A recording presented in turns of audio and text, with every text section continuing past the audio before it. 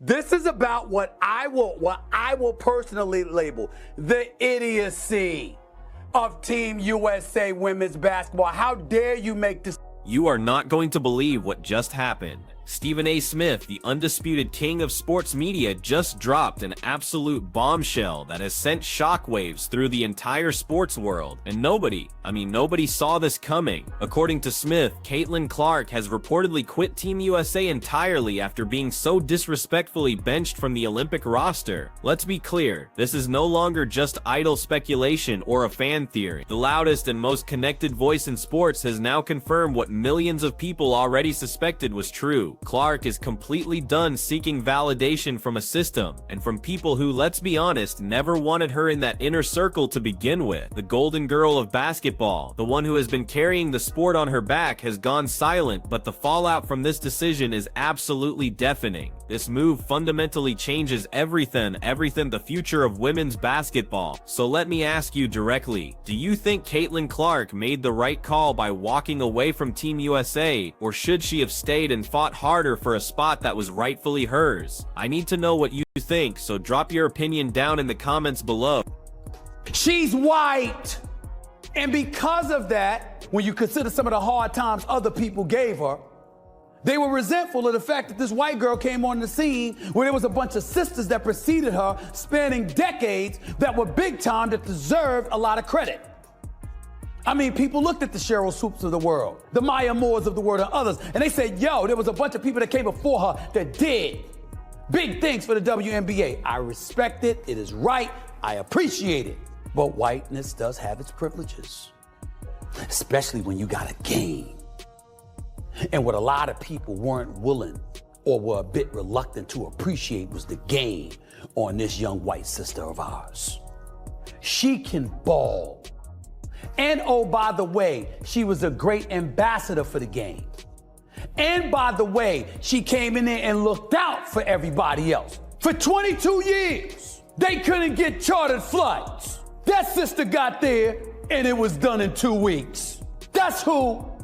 Let's get one thing straight about who Caitlin Clark is, and more importantly, who Stephen A. Smith is. He doesn't just get on television and make noise simply for the sake of getting attention. When he commits to a narrative this hard, with this much conviction, it signals that something incredibly significant is happening behind the curtain. His recent fiery commentary about Caitlin Clark and her relationship with Team USA isn't just a simple criticism of a questionable roster decision. No, it's much deeper than that. He's pulling back the layers on an exo of systemic dysfunction that has been festering within the leadership of women's basketball for years, and has now, thanks to this controversy, violently exploded into the public view. Think about it. The Olympic roster announcement was supposed to be a completely routine, boring event. USA Basketball releases a list of names, the hardcore fans react for maybe a day, and then the world moves on to the next news cycle. But that's not what happened this time. Instead, when the leaks started to confirm that Caitlin Clark, the one woman single-handedly selling out arenas that had been gathering dust for decades, was left off the roster, the public reaction wasn't just mild confusion, it was pure unadulterated rage. The entire basketball community, from casual fans to seasoned analysts, simply could not comprehend how the most popular, most electrifying player in the sport was somehow not making the Olympic team.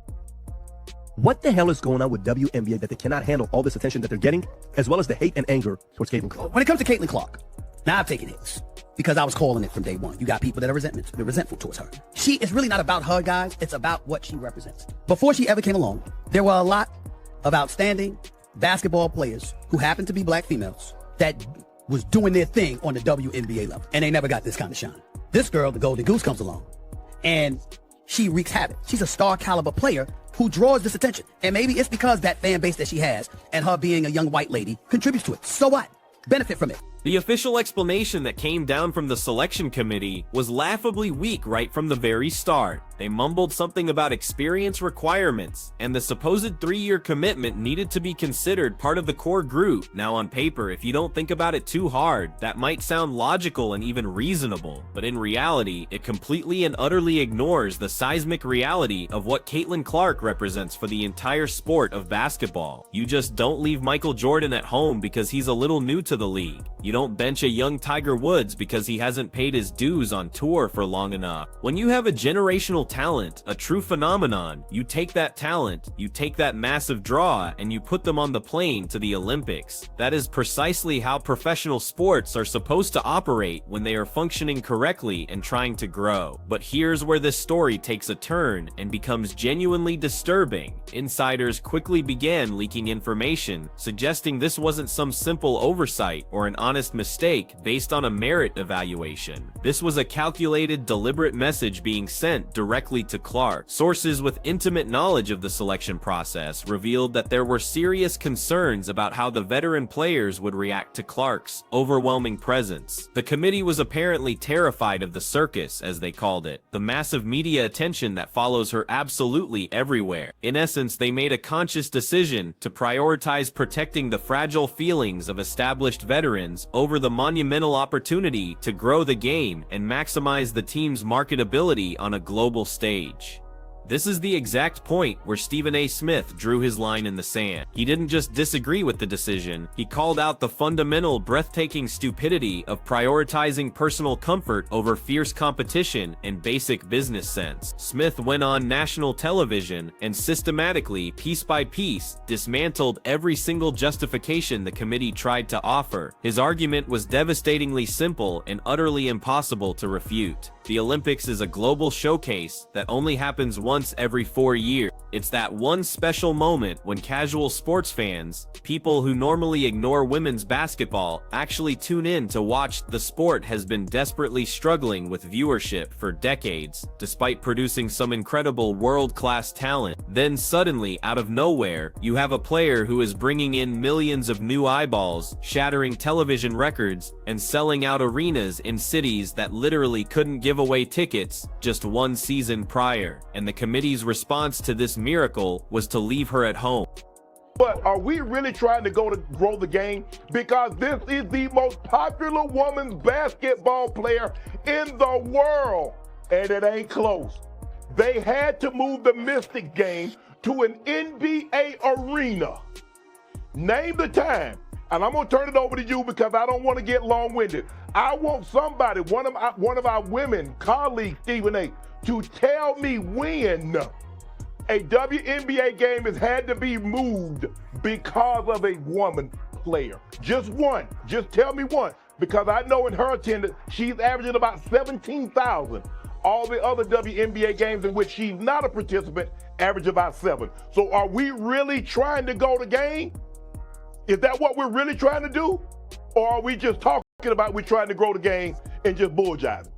Stephen A. Smith argued, very convincingly, that this was a marketing disaster of truly historic proportions. He pointed out a crucial fact that many people overlook for Team USA women's basketball. The Olympics isn't really about the struggle to win gold medals anymore. Let's be real, they win the gold almost automatically, regardless of which specific players are on the roster. The talent gap between the United States and the rest of the world is so massive that they could probably send a college all-star team and still dominate the competition. Therefore, the actual practical goal should have been something much bigger, growing the game, expanding the brand, and bringing new dedicated audiences into the world of women's basketball permanently. By deliberately excluding Clark, Smith argued that the gatekeepers of the sport proved they care far more about their own internal hierarchy and protecting fragile egos than they do about the actual success and long-term growth of the league. He went as far as to insinuate that there's a level of incompetence running the show that is almost impossible to comprehend unless, of course, you factor in the possibility of deliberate malice. In his view, they didn't just miss a golden opportunity, they actively and forcefully rejected it. And according to Smith, this level of blatant disrespect is something Caitlin Clark is absolutely not going to forget. He powerfully hinted that the bridge between Clark and USA basketball might already be burned to the ground permanently, and that Clark's camp is taking detailed notes on every single person who stood by and stayed silent during this entire fiasco.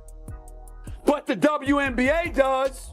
You got a max salary at $250,000. You had attendance, although it was trending in the right direction, certainly wasn't where you wanted it to be. And as Shannon pointed out just the other day, you got a team in the Indiana Fever with their struggling selves, struggling to win a damn game and be relevant. No team in the WNBA was worse other than the winless Washington Mystics, okay?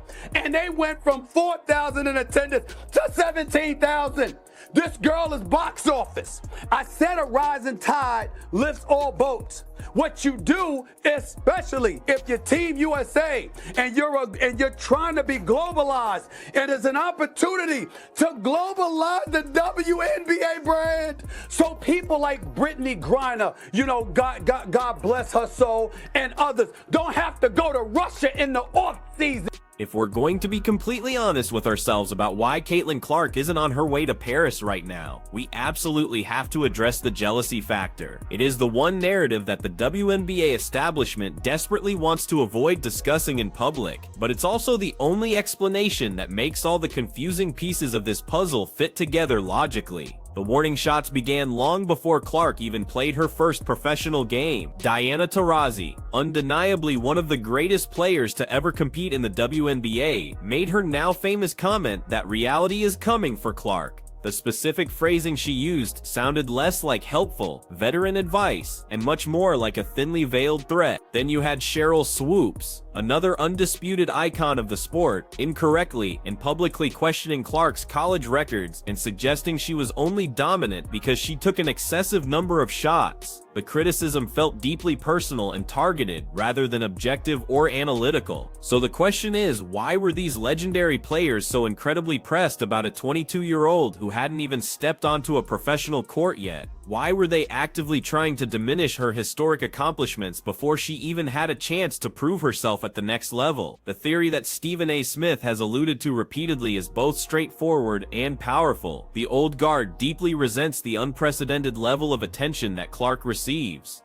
Think about their experience.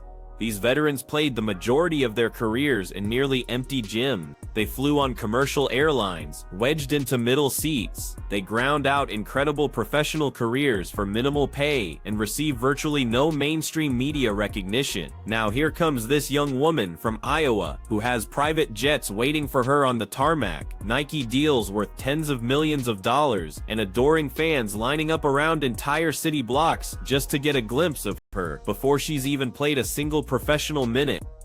You make decisions, marketing. I want people watching. I want eyeballs. I want advertising dollars. Why? Because he'll get paid. Y'all will get paid. And guess who else will get paid? You see where I'm coming from?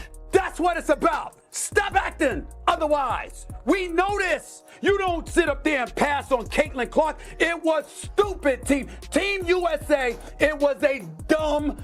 Let's be clear, it's just human nature to feel a little envious under those circumstances. But in the world of professional sports, veterans usually embrace the hot new rookie who brings a tidal wave of money into the sport, because a rising tide lifts all boats and everyone benefits financially. When Tiger Woods exploded onto the golf scene and completely transformed that sport's popularity, the other golfers didn't hate him for it. They thanked him because his presence tripled their prize money and brought massive new sponsorship deals to the entire tour. But in the WNBA, the reaction has been the polar opposite. It feels like certain players want to actively punish Clark for her popularity rather than capitalize on it. That deep-seated toxicity is exactly why Clark might be secretly relieved that she didn't make the Olympic team. The resentment didn't just stay confined to press conferences and snarky social media posts either. It spilled onto the court in ways that raised very serious concerns about player safety. If you've been watching the games closely, you've noticed that Caitlin Clark gets hit differently than other players. And we are not talking about tough, physical defense that's within the rules of the game. We're talking about blatant, non-basketball plays that cross clear lines of sportsmanship. The Kennedy Carter incident became the most visible and shocking example. Clark was blindsided with a brutal hip check while the ball wasn't even in play. Carter appeared to say something nasty to her and then knocked her to the floor in what looked like a deliberate, premeditated cheap shot. But what's more telling is the reaction from the league and other players. Did the WNBA suspend Carter immediately to protect their biggest asset? No. Did veteran players rush to Clark's defense and call out the wildly inappropriate contact? Absolutely not. In fact, many players and media personalities seem to justify it, calling it a welcome to the league mentality and saying Clark needed to toughen up. Stephen A. Smith correctly pointed this out as a massive and obvious double standard. If this were LeBron James or Steph Curry getting cheap shotted by a lesser-known player, the league would hand down immediate and severe suspensions to protect their most marketable assets. But with Clark, it felt like open season.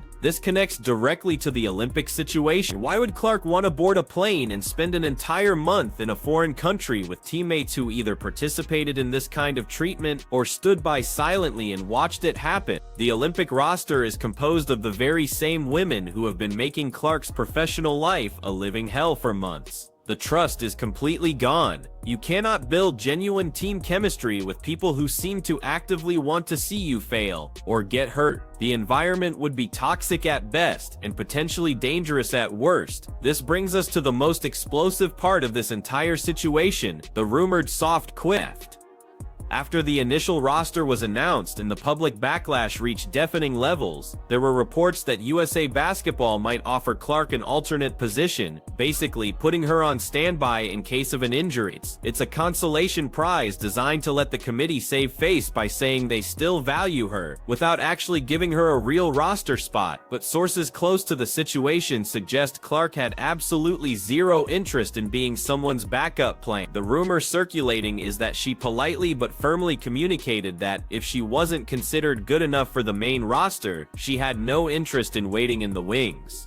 This is what constitutes the soft quit. Clark didn't hold a dramatic press conference or throw a tantrum. She simply and quietly withdrew her availability. Stephen A. Smith's commentary strongly supports this. He implied that Clark has fully realized her power. She is the economy of the WNBA right now. She doesn't need Team USA. Team USA needed her. By walking away to rest her body, she's sending a clear message. You made your bed, now lie in it. It's a power move that shows remarkable maturity, and it's driving the establishment crazy because they expected her to beg for scratch. Instead, she's taking a vacation while they play in front of TV audiences that will likely be half the size they could have been with her. Let's look at the data, because numbers don't lie. The Clark effect is absolutely real. Games featuring Clark are drawing viewership numbers the WNBA hasn't seen in over 2 decades. We're talking 300 to 400% increases. When she plays, arenas sell out. She is a walking stimulus package for the entire league. Stephen A. Smith hammered this economic point home. The Olympics is a television product. NBC paid enormous sums for broadcasting rights, and they need strong ratings. By leaving Clark at home, the selection committee essentially lit millions of dollars on fire. The revenge here is past. Clark just has to stay home, and when the Olympic game ratings come in lower than a random Indiana Fever regular season game, the point will be proven without her saying a word. It's not just a questionable sports decision, it's objectively terrible business. This all points to a toxic mean girl culture, an exclusive sorority where outsiders are hazed. For years, the league has been a tight-knit community, but Clark represents the mainstream. Casual fan and the insiders seem to resent casual fans. You see WNBA purists getting angry that new fans only care about Clark instead of welcoming the new revenue and eyeballs. Stephen A. Smith just confirmed it all. Caitlin Clark is done with Team USA after they chose egos over excellence. She refused to be a backup for people who never wanted her there. This is a power move that changes women's basketball forever. The committee killed their golden goose, and the ratings will be the proof. Do you respect Clark's decision to walk away? Comment below, like, and subscribe for more breaking sports news.